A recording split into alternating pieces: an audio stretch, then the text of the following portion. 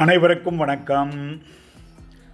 இன்று நாம் பார்வையின் ஒரு பகுதியை பார்ப்போம். பராசர முறையில் குருவிற்கு 5, 7, 9 என்றும், சனிக்கு 3, 7, 10 என்றும், செவ்வாய்க்கு 4, 7, 8 என்றும் பார்வைகள் உள்ளதாகவும், ஏனைய கிரகங்களுக்கு 7ஆம் பார்வை என்றும் கணிக்கப்பட்டுள்ளது. அதையே நாம் பின்தொடர்கிறோம். ஆனால் மேற்கத்திய பார்வையில் அனைத்து கிரகங்களுக்கும் 5, 7, 9 பார்வைகள் உண்டு என்று குறிப்பிடுகிறார்கள்.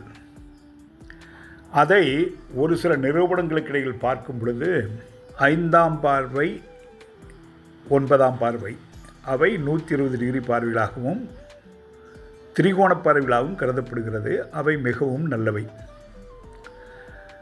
அந்த பார்வைகளுக்கு 6 டிகிரி ஆர்ப் ப்ளஸ் ஆர் மைனஸ் என்று நாம் கணிதத்தில் கூறுவது போல ஆர்ப் உள்ளதாகவும், அந்த பார்வையினுடைய தாக்கம் 114 டிகிரியிலிருந்து 124 டிகிரி வரை இருக்கும், 126 டிகிரி வரை இருக்கும் என்றும் கூறியுள்ளார்கள். அதன்படி ஒரு ஜாதகத்தில் குரு 1 டிகிரியில் மேஷத்திலிருந்து பார்க்கிறது. அது தனுசு 1 டிகிரியை 9ஆம் பார்வையாக பார்க்கிறது. அதிலிருந்து 6 டிகிரிக்கு முன்பு 6 டிகிரிக்கு பின்பு எடுத்துக்கொண்டால்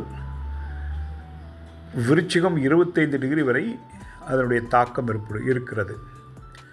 அங்கே 28 டிகிரியில் 6ஆம் பாவம் இருக்கிறது.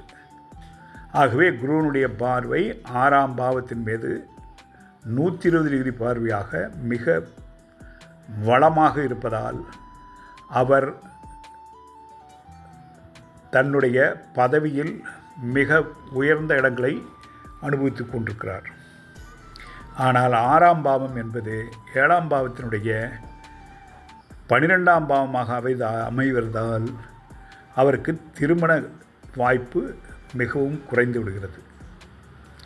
எனவே அந்த 7ஆம் பார்வைக்கு என்றைக்கு கோச்சார பார்வை குருவின் பார்வை ஏற்படுகிறதோ அன்றைக்கே திருமணம் நடக்கும்.